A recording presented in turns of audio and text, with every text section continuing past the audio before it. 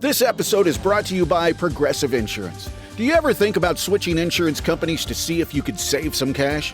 Progressive makes it easy. Just drop in some details about yourself and see if you're eligible to save money when you bundle your home and auto policies.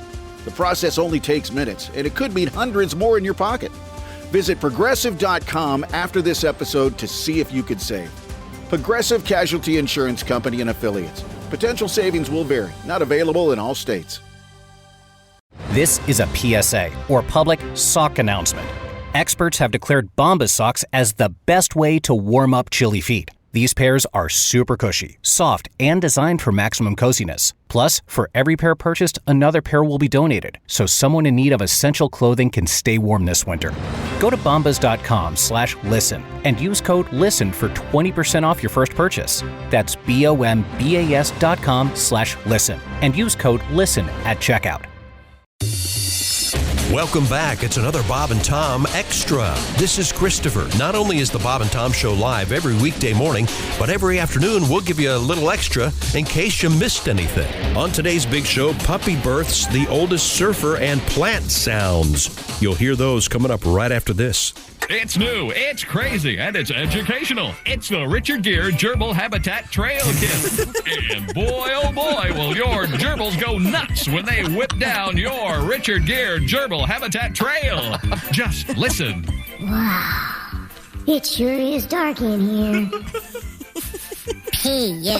Hey, Squirmy, did you have Limburger cheese for lunch? Whoa! Help! Help!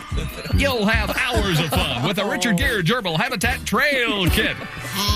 Hey, somebody get me out of here. It's from Ramco Industries. Medicated lotion and suction evacuator sold separately. Void where prohibited. Not approved by the ASPCA or the ASSPAC. All celebrity voices impersonated. Package cover photos. Copyright Robert Mapplethorpe. Gerbils not included. It's our way of making sure you haven't missed anything. This is Bob and Tom Extra. Yes, Chick. Yeah, Major League Baseball opening day yesterday. Of course, more games continue today and tomorrow. And, of course, we're having the Final Four, men's tomorrow night, women's tonight. Those are all amazing sports events. But what do you hear from the Chick McGee Sports Desk on the Bob and Tom Show? Well, a 2-year-old Great Dane from Virginia gave birth to 18 puppies in just over 24 hours. Good Lord. Owner Tanya Dubbs told reporters that her dog, Nameen, began having her puppies last week. Tanya is a hyphenated name, by the way. Her maiden name is Rub-a-Dub. So that would make her name Chick. Rub-a-Dub Dubs. That has to be her nickname. Hey, Rub-a-Dub. It took her 27 hours to give birth to the puppies. Oh. Once again, the count, 18 puppies. Boy. Rub-a-Dub Yeah. said Nameen is still very much busy with the 18 puppies, which include 12 females and 9 males. She doesn't have that many nipples, right? Isn't that the old rule? You shouldn't have more puppies than you have nipples? Yes. Hang on, females. Christy has a story. 12 females and 9 males. That's not 18. Nope, that's 21. Well, that's Probably a typo. I hope there's nothing unpunpleasant. No, because that'd be more. That maybe they counted heads. Maybe some of the puppies are conjoined puppies. So the point is, this is like the magician with the scarves. There's another dog coming. I get one of these. I have to read it word for word, Christy. You know that. It's a clown Because car. you get these at the same time. Boy. The Great Dane is completely healthy. Is that a world record? No. Did you hear the music? No, it's not a world record. Is there's always more questions about a lightning rod topic like these puppies. Do we know the name of that dog, the Great Dane? Nadine. Nameen, apparently. Nameen. Yeah. Namine. That could be a typo also. It is Nameen, and she did. No. You're all wrapped up in Rub-a-Dub Dubs. I said Nameen 4 or 5 times. Tanya Dubbs is the owner. Tanya Dubbs. Naeem. Born Why rub-a-dub. can't you be true? Oh, Chuck We Berry. don't want to. Yeah, just keep going. We have... I know it. I think I know what you're thinking. Yeah. Kristen. Okay. It's No, it happened. A Neapolitan Mastiff named Tia currently holds the Guinness World Record for the largest litter. There's the Neapolitan Mastiff. 24 They're beautiful, aren't Three they? colors. Yeah. Yeah. Yeah. Sort of pinkish up front, a little white in the middle, and then black. Chocolate lab there. Naming had 18 puppies within 24 hours and then had 3 more during the next 3 hours for a total of 21. Wow. Yeah. I bet That's why they're 12 and 9. most of them are adorable. Oh, I'm sure. Have you ever seen Great Dane puppies? They're so cute. You need to stop putting things together for me. I would like to request that I will handle what sports we do. Because he has it up in the headline that she had 21 puppies. Sorry. In 27 hours. 27. He's got the information. This is the week. This is where this breaks down. You understand that? You understand that, Tom. But see, Christy, what Tom, you and we Chick do love is you. impossible. See, we there's do. a reason. There's a mistake there, which I will tell you off the air. okay. Oh. But 3 of the puppies died. That has to be what happened. We all know it. We're all sitting here. We're adults. Acting like that's not what happens when then dogs why have did too we many even puppies. bring it up? Arguably, some days there's not a lot of sport. Why are we Today- even doing the story if 3 of them died? Big sports weekend. Puppies die all the time. Yeah. It's common. But the larger point is Next. there are 18 wonderful Great Dane puppies out there. Let's enjoy that. Oh no, we got one more. Stupid world. If it's a woman who had octuplets and it says in the body that there are 5 newborns, let's not do it. Sure. Yes.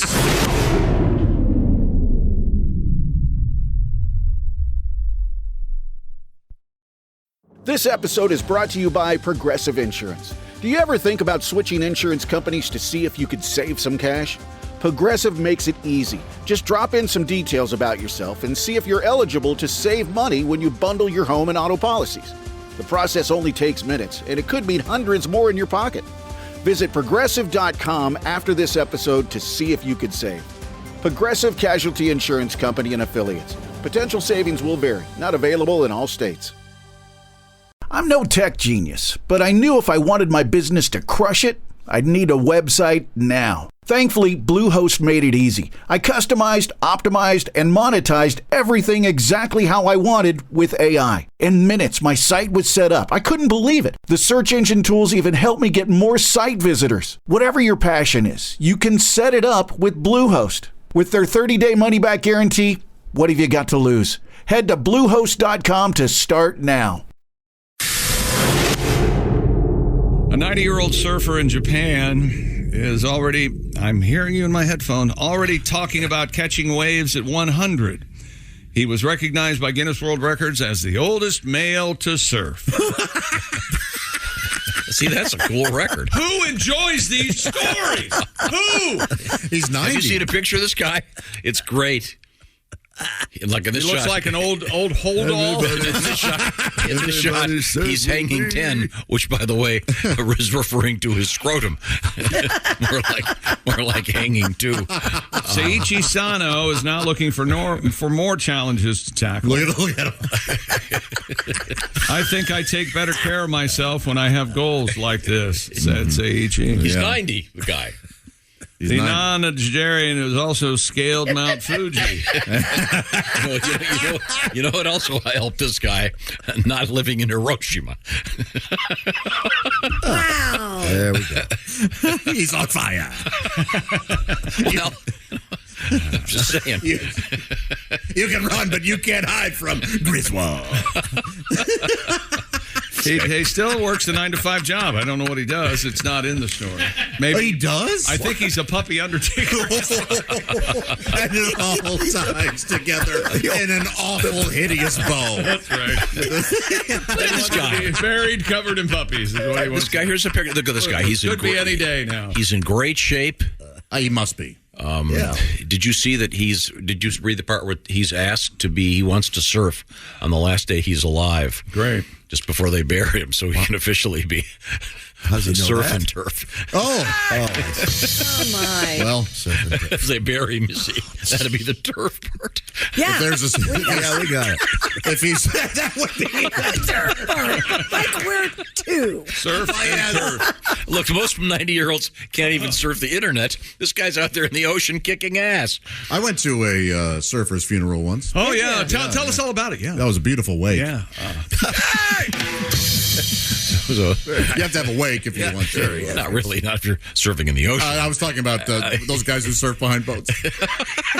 It was an important part of the set.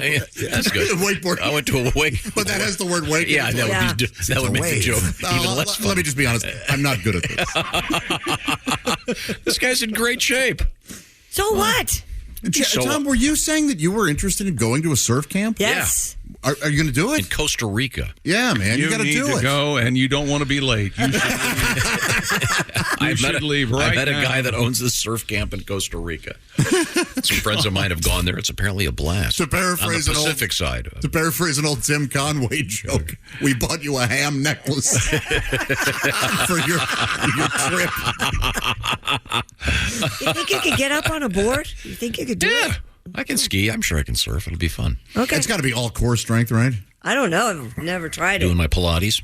I'll be in good shape. Oh, dude, that's awesome. Good for you. This guy's cool. I'm getting 90 years old. I bet surf isn't the only thing that's up, Christy, if you know what I mean. At 90, I bet it is. Say sayonara to your hymen, babe. Wow, you got a Japanese reference. Boy, he's on fire today. And what will her, if she says goodbye to her husband, what will her sheets look like? There you go. Look kind of like a Japanese flag. I hope, my fondest hope is that someone's enjoying this. That's all I hope. Are you okay, buddy? It's been a long week. Yeah. It feels like it's been 2 weeks in one. Yeah, it feels like it's been 2 weeks. Why does a little bit of extra time with all of us? And it's yes, too much. Chick has been saying it for years. If it's any more than 3 hours and 53 minutes, I can't deal with any of you. Our lunch is off tomorrow. I will not answer. Don't try to contact me in any way. Hell, I got to take a whole week off to get back. Well, you absolutely. Let me ask you this, Christy Lee. Yes, sir. Your destination, which will be top secret, for your little vacation next week. Editor's note: he's trying to get it out of you and dazzling you. We're not getting married. No, I am not. Oh yeah. See, what I was going to say was we're not getting it's a secret destination because so you're gonna have to take your swimming trunks, I think she's going to Elopeville. Nope. I can assure Are you driving or I flying? am not getting married next week. Are you driving or flying? Flying. Okay, good. I'll tell you where we're going. I don't care. From what I understand, you're going to fly and your boyfriend's going to drive, and he'll beat you there. Oh, yeah, he's lead foot. Yes. Is it France? You're married in France? No, we're going to Arizona next week. Arizona. Yeah. Okay. Good. Tucson. It's one of our favorite places. All right. Very nice. Tucson? Yeah, please. Come on. I didn't want to embarrass her like that. Boy, please. Boy. Some people. Rattlesnake country. Have a nice time. Okay. Thank you. What are you going to do if she goes out there and gets bitten by a rattlesnake? Yeah, what are we going to do? When the laughing stops, Tom, what would you eventually say? Rattlers aren't rattling much anymore. Is that right? What? Yeah. What do So you mean? rattlesnake, for some reason, isn't rattling as much. Yeah, they all had a meeting. They went, hey, we can bite more people if we're quiet. If we sneak up if on you just shut up. Nope, it's climate change. No, I can't remember why I read where I read that or why, but I'll figure it out. I rattled to stay warm, and now it's quite nice. Okay. Let's see. Where are we? Okay. Well, I have a real quick email here. You don't do anything real quick, okay? This is relatively quick. Okay. Captain Douchebag. Dear Bob and Tom Show. The worst national anthem. Captain Douchebag to you. Sorry. The worst national anthem I ever heard was at a Sacramento Kings game. Light the beam! The guy came out and made the mistake that Tom mentioned and didn't start low enough. You got to go, oh, say, down here, because you got to get the Rockets Red Glare. He got to the Rockets Red Glare part. His voice cracked. He stopped singing and said, "Man, that's high." And he looked around and walked out. Oh, no. That's what I think of you and your anthem and your country. Man. But yeah, Pat, you've had to do it. It is a tough assignment. Yeah, you start off with the organ player, you get your note, you're good to go. Well, you did a great job. I, for one, am glad that due to an act of Congress, all the recorded copies of Pat Godwin doing the Star Spangled Banner they've been relayed.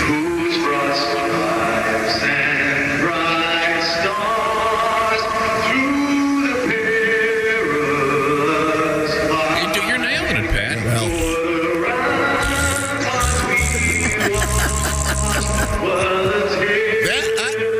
What'd you say there? What did you say there? I said,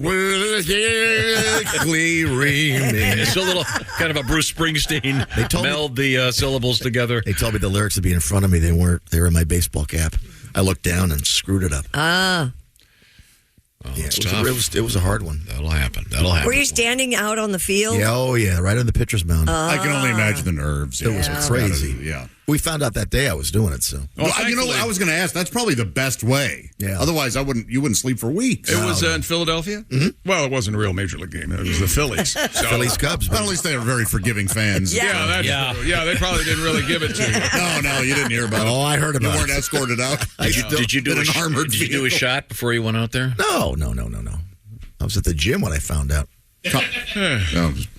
Back in those days. You know what? From now on, in all of our Was interactions, this your David Cassidy day? It was. Look at the hair of the video. I want you to tell me what your answer will be. Started off, well, I was at the gym. Yeah. I need you to start doing that. First, I had some volunteer work that morning with underprivileged families. I was at the dog pound saving lives. Absolutely. I had to go to the gym. And then, of course, I got the gym. That's what I got. I need you for the anthem, pal. Mike Schmidt's last day as a Phillies.